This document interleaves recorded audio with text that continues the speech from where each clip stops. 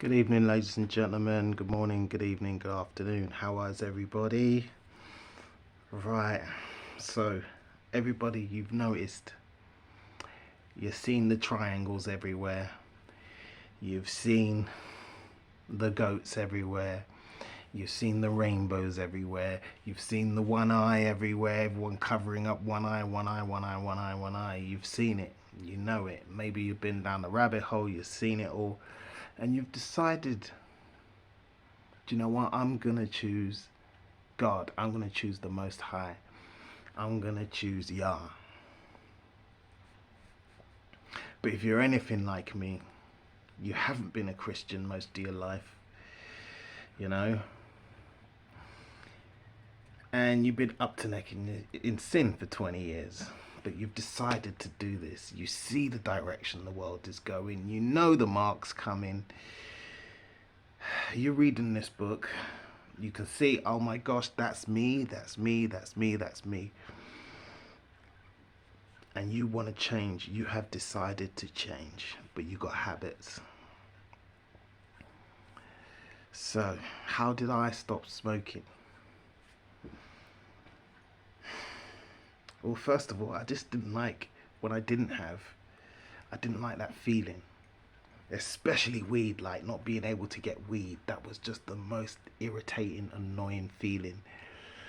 And I think the workers of iniquity had something to do with that, because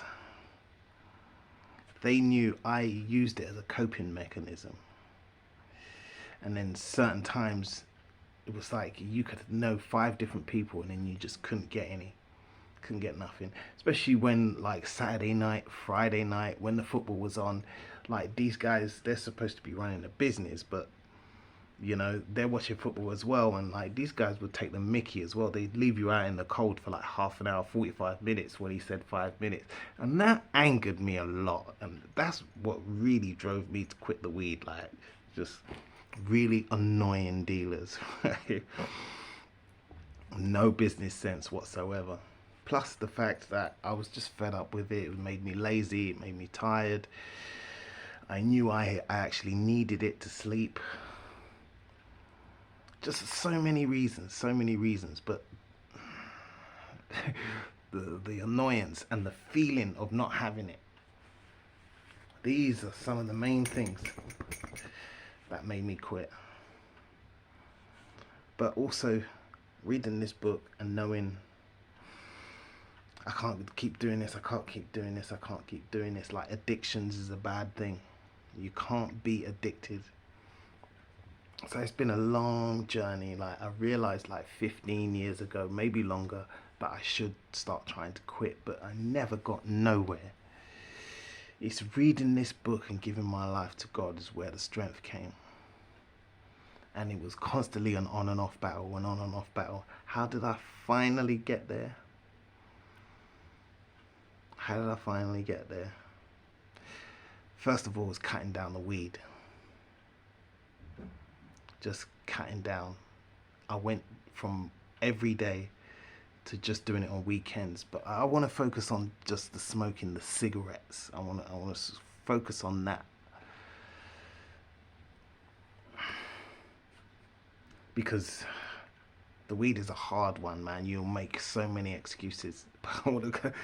And it's comforting, it's relaxing, and you'll just make those excuses forever until you decide, look, I just don't want this anymore. Until you really decide what's more important. Is it the laziness, the forgetfulness, or is it the fact that you can get to spending £250 a month on that stuff? And then when you ain't got it, you feel uncomfortable. You can't even sit and watch a program, and you can't even sleep. You get to that point eventually, people. And now I'm just sitting around watching people enter into that trap. Well, I'm just coming out of it. But I want to focus on the cigarettes. How did I stop smoking cigarettes? Like, like the number one thing I've got here, it involves the weed as well. Like, you gotta delete the dealers from your phone. And you got to tell them, if you've got local dealers in your flats or whatever in your local area, you got to tell them, look, I'm trying to quit. I'm trying to quit. Don't even ask me. Don't text me anymore. Nothing. You got to tell them, I don't want to know anymore.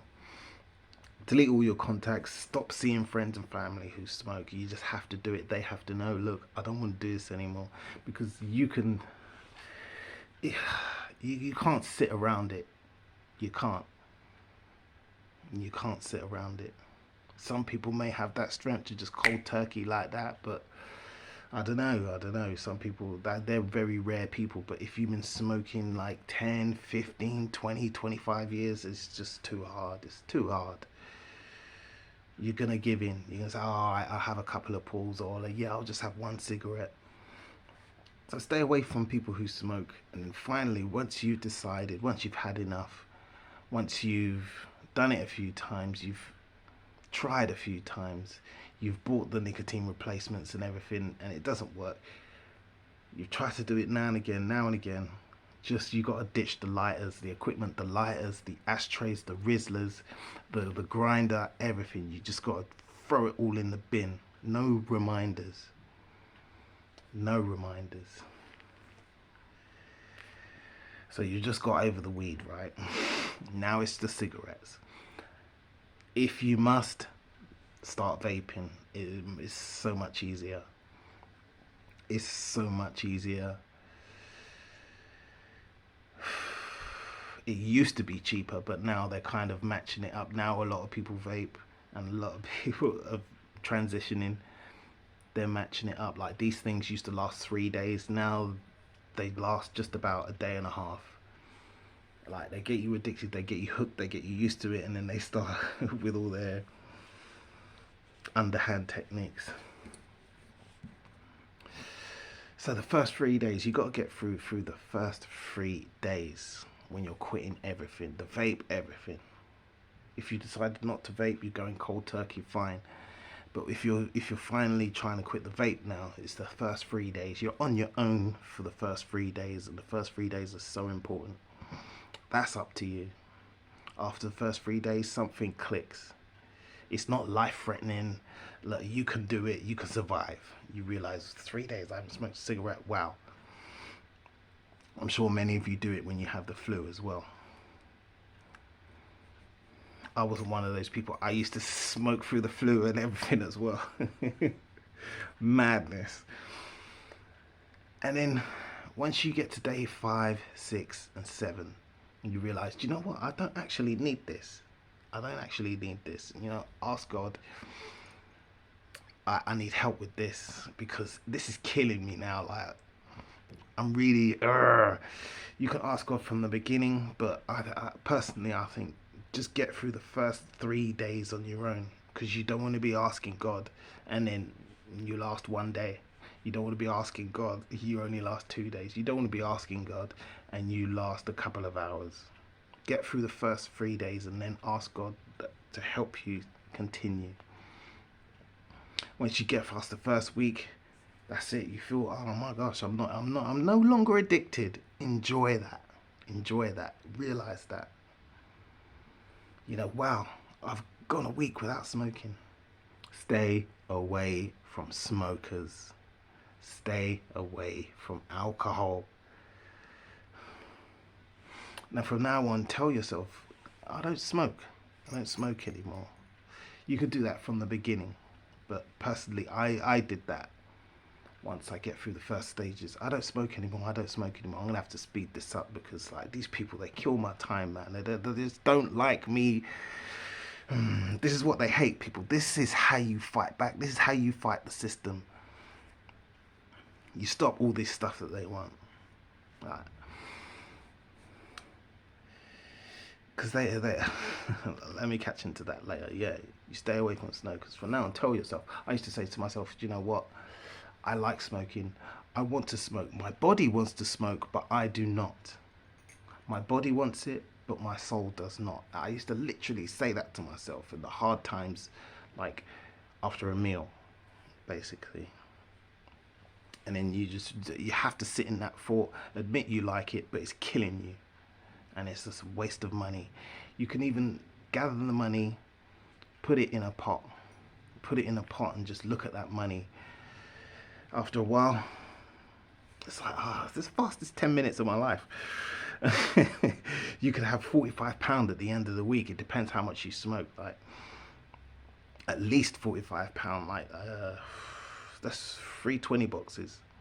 And that was the whole point of taking away 10 boxes, so that you still have cigarettes left over. Because there was times where you just want one cigarette, you've cut down, you don't want to buy it, you don't want to buy a whole box.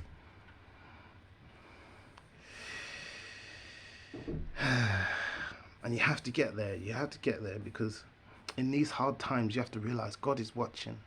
God is watching. You can't be complaining about the cost of living crisis and there's no money and blah blah blah, especially people who are on benefits as well. And like, you can't be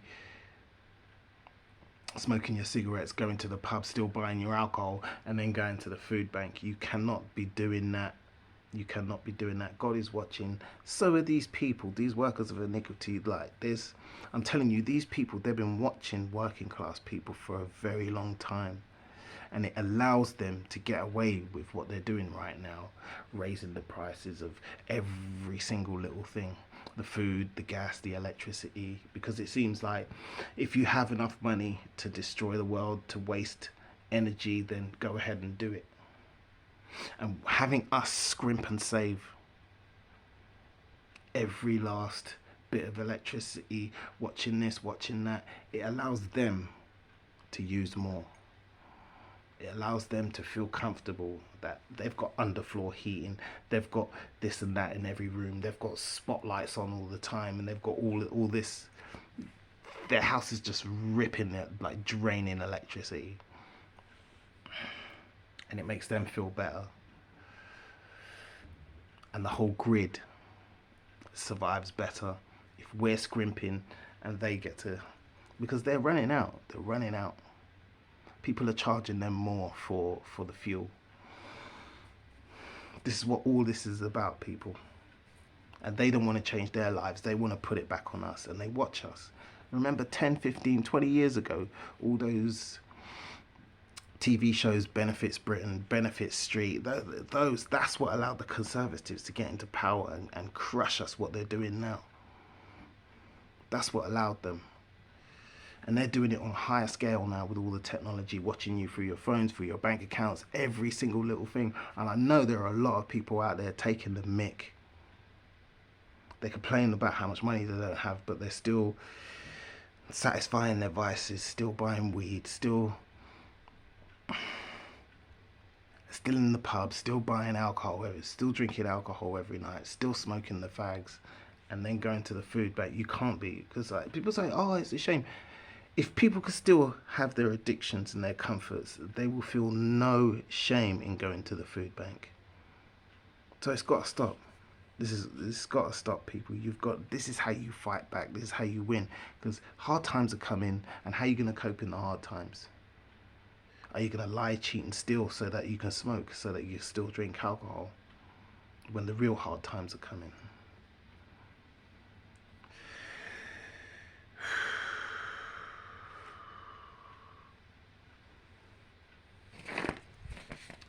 I'm telling you, they're watching us. They're watching us very carefully, and they're calling us parasites. And this is what the richer people, the people more comfortable people, the middle, the upper classes, they feel more comfortable in their sinister deeds, in dealing with us, and taking this from us and taking that from us. Their austerity.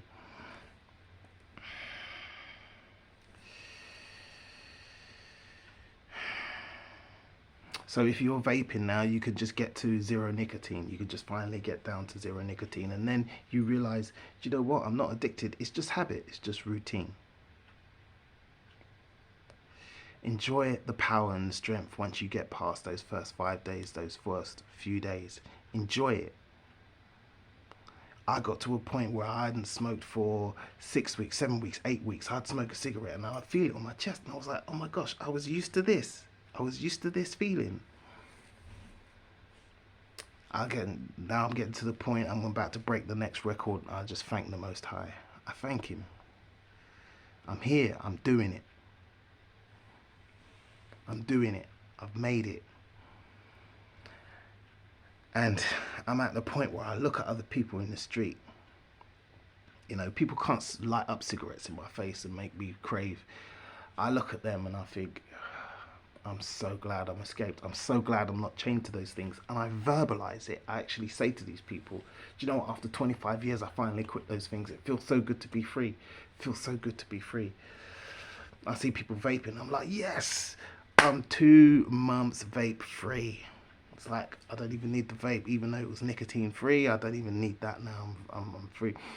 And the main thing that's keeping me going is being able to do this and say to you guys, look, I'm still winning. I'm still strong.